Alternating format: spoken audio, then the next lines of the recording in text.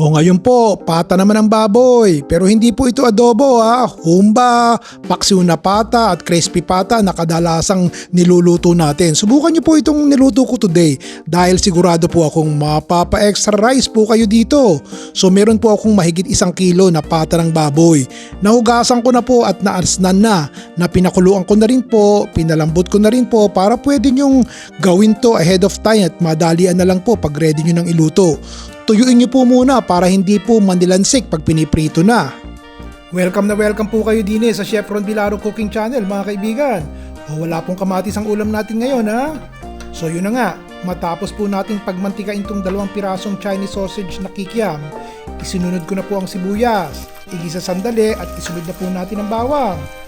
Baka banggitin nyo nga po sa akin kung anong ulam ang niluto nyo kahapon at nang makakuha na rin po ako ng idea sa mga susunod kong lutuin at nang ma-share ko sa ibang kaibigan natin din sa ating tambayan. O pag magbago na po ang bawang, ilagay na po natin ang pinakulo at malambot na pata ng baboy. Patisan nyo na po. Lagyan po natin ng tomato sauce. Sayang yung naiwan, no? Sandali po ha. Lagyan natin ng tubig at ng masimot. Tubigan nyo na po ng 1 tasa. Kung mahal po ang kamatis, ipalit nyo po ang tomato sauce. Ayos na po yan.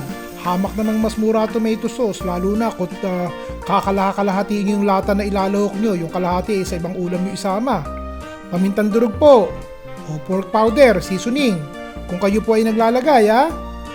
O takpan po natin, at hayaan na po nating kumulo. O siya, kumukulo na po. Lagyan na po natin ng pork and beans. Nako, ito palang nabili kong pork and beans may kasamang bacon. Yung regular pork and beans na lang po ang gamitin nyo ha. Alam nyo naman po ang lasa niyan, di po ba? Matamis na maalat.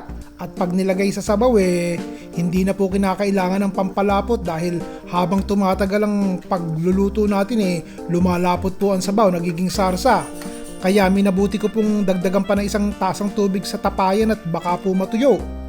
Takpan po natin sandali at hayaan na po nating kumulo ng bahagya. O siya, tignan nyo, abuso na yata sa lambot itong pata tignan nyo, parang nagkakalasog-lasog na Sandali po ha.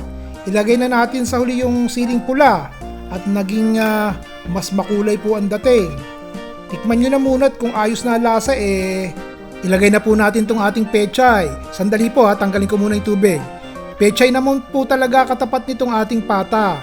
Hinaan nyo po yung apoy ng medium. Ilubog-lubog yung pechay sa sarsa. Takpan at hayaan pong kumulo ng katitik. Yun na yun. Aba, nang maluto na po't natikman ko talagang nasiyahan po ako sa kinalabasan.